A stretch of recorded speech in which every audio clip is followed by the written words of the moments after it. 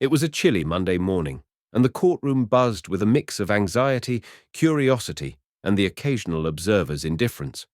A large wooden door creaked open, and a court officer strode in, calling out, "All rise for the Honourable Judge Morgan."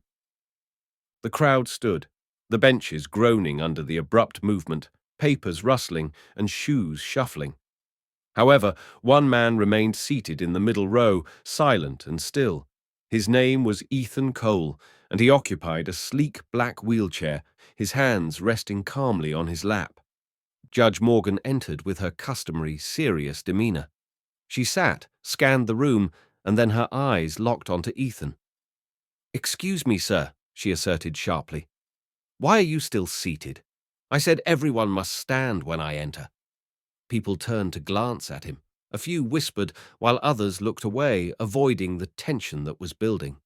Ethan replied calmly, "Your Honor, I mean no disrespect. I am unable to stand." The judge raised her eyebrows, her voice taking on a firmer tone. "This court does not tolerate disrespect. If you do not stand in my courtroom, you are making a choice, and that choice has consequences." The atmosphere thickened as the court fell silent, the gravity of the moment suffocating. Ethan Cole was not merely another defendant. He was a man once clad in a military uniform with pride. A former soldier who had bravely served 2 tours overseas, he had transitioned into a dedicated school teacher afterward, a man respected in his community for his quiet strength and humble spirit. However, his life had been irrevocably changed in an instant during a rainy night. While driving home from tutoring a student, a drunken driver ran a red light and crashed into Ethan's car. The accident shattered his spine, leaving him paralyzed from the waist down. He endured months in hospitals and years in physical therapy, not just to learn how to move, but to learn how to live again. Now, years later, Ethan found himself in court, not due to wrongdoing, but because he had been wrongly accused. His neighbor alleged he had trespassed and threatened her, motivated by an old grudge and a desire for revenge. Despite having video evidence that showed he merely rolled past her house on the sidewalk while she yelled at him, he was still summoned to appear in person. Judge Morgan leaned forward from her bench. "I've seen many people fake injuries or exaggerate conditions for sympathy," she remarked, her voice chilly. "I won't be deceived in my courtroom." Ethan's lawyer, Clara Smith, rose promptly, a sharp and fearless woman in her early 30s who had tirelessly defended Ethan. "Your Honor," she began, "my client is not pretending. He is medically diagnosed as paraplegic. I have the documents here." But the judge remained uninterested. "I'll review that evidence in a moment," she said, "but first I need Mr. Cole to show respect."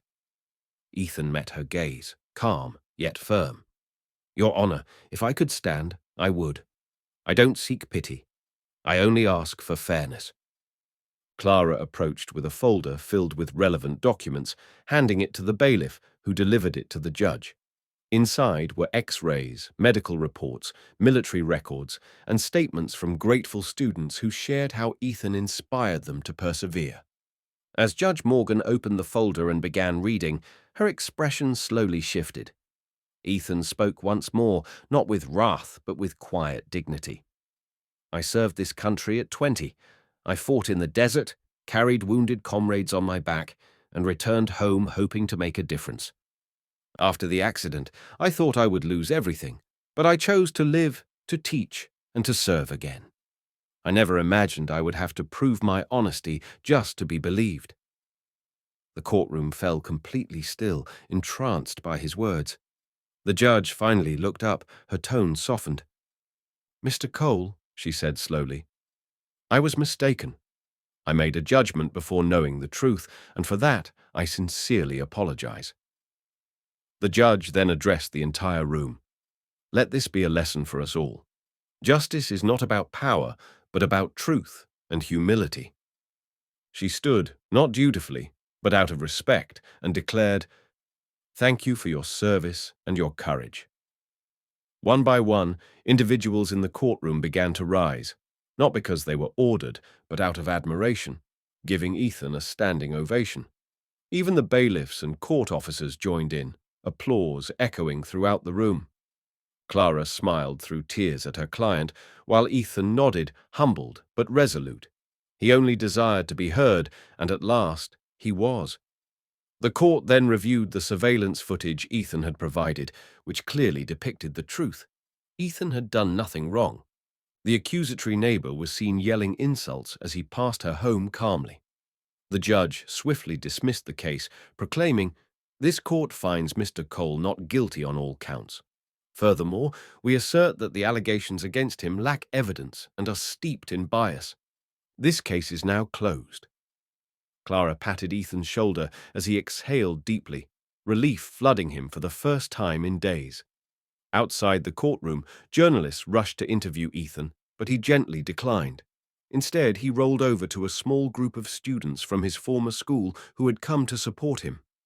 One teenage boy stepped forward and asked, "Mr. Cole, how do you remain so calm even when treated unfairly?"